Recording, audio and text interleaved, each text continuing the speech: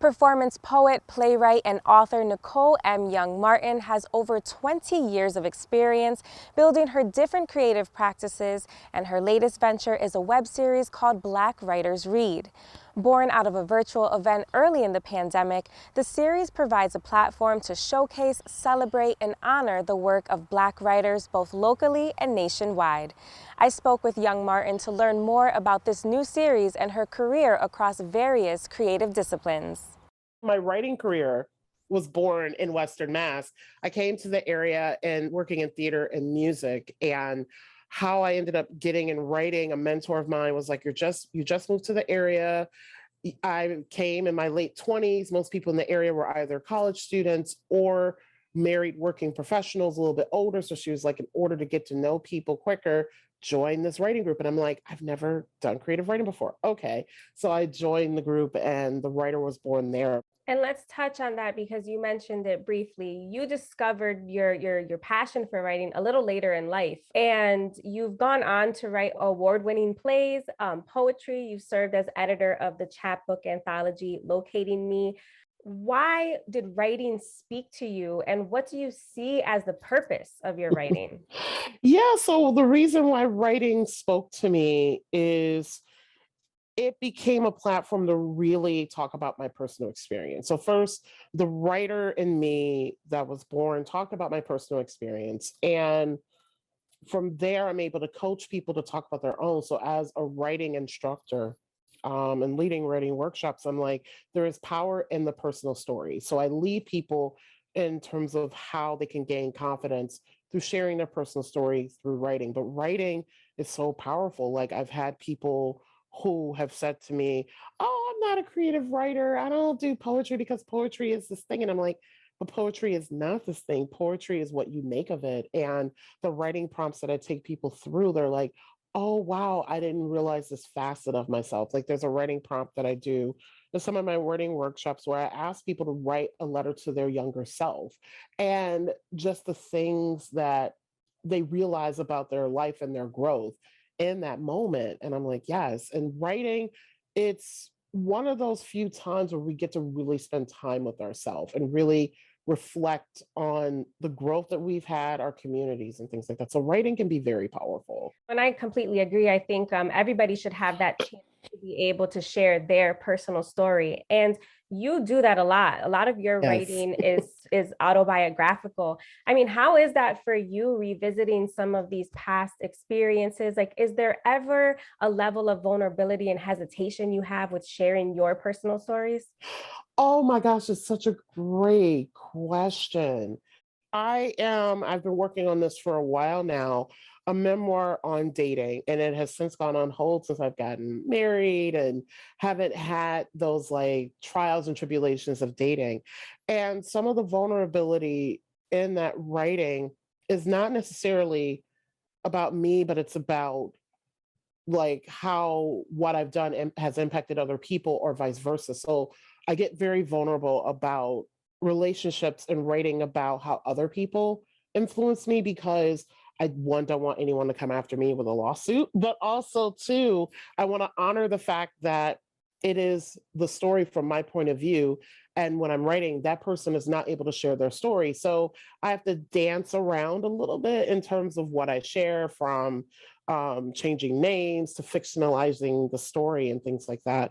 And then when it comes to writing personally, I think because I grew up as an only child, my brother and I were like 15 years apart. So we grew up as only children. Mhm. And my parents were not the ones who were you're seen and not heard. My parents were like, no, we need you to talk. We need, so I became this very boisterous child who always took the stage. So me sharing personal things about myself, sometimes people say you're too much of an open book. But when it comes to talking about relationships and other people, I get really vulnerable because I'm just like, they are not here to contribute to the narrative. That's such a great point. I love that point. Um, there's another initiative that you've been working on. The pandemic has brought a lot of challenges for people, but it's also Mhm. brought a lot of opportunity. And in June 2020, you hosted a virtual event that convened 16 Black writers countrywide to talk about their experiences. So, what was your vision behind creating this event, and how has that grown since the initial gathering? Ah, no, you have so many great questions. So, Black Writers Read, how it came about. At the time, Trump was looking to host a rally in Tulsa, Oklahoma on June 19th of that year, which is the anniversary of a huge massacre where Black businesses and Black people were murdered in, like, I think like 1921 or something like that. And he was doing it in Tulsa, Oklahoma. Myself and a couple of my writing colleagues were tagged on a post on Facebook, and many people know us as activists, and they're like, "Can you do something? Because this is just very disrespectful." And I'm like, "Okay, what can I do in like a week's time?" Because this post came out a week before Juneteenth, and I'm like, "What can I do in a week?"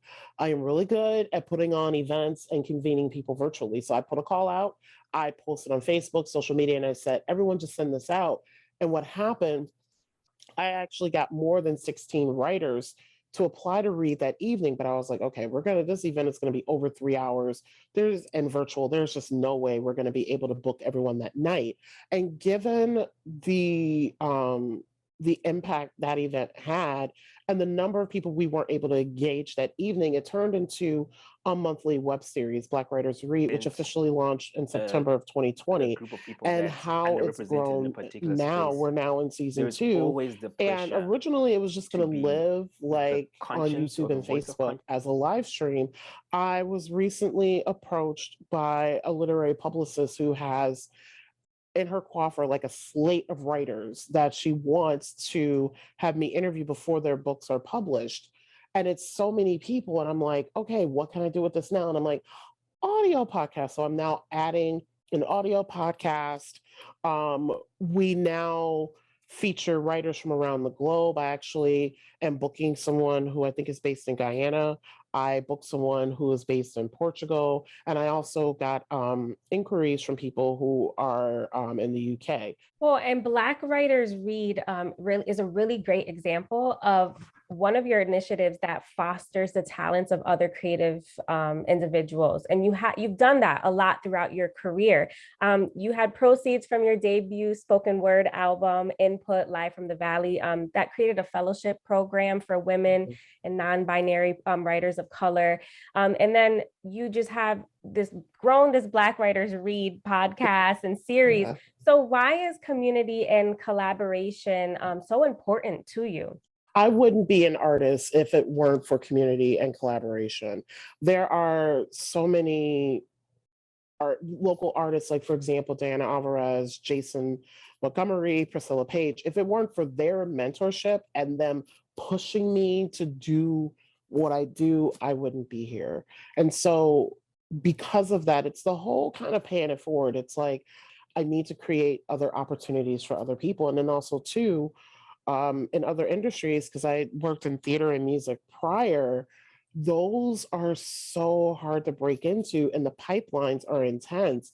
And even as a writer, the mainstream pipelines in terms of getting published and things like that are intense. And I experience those myself. And what I'm trying to do is eliminate the barriers that most people experience when they want exposure to their work. So essentially, I'm trying to chisel through the concrete ceiling to open opportunities for other people.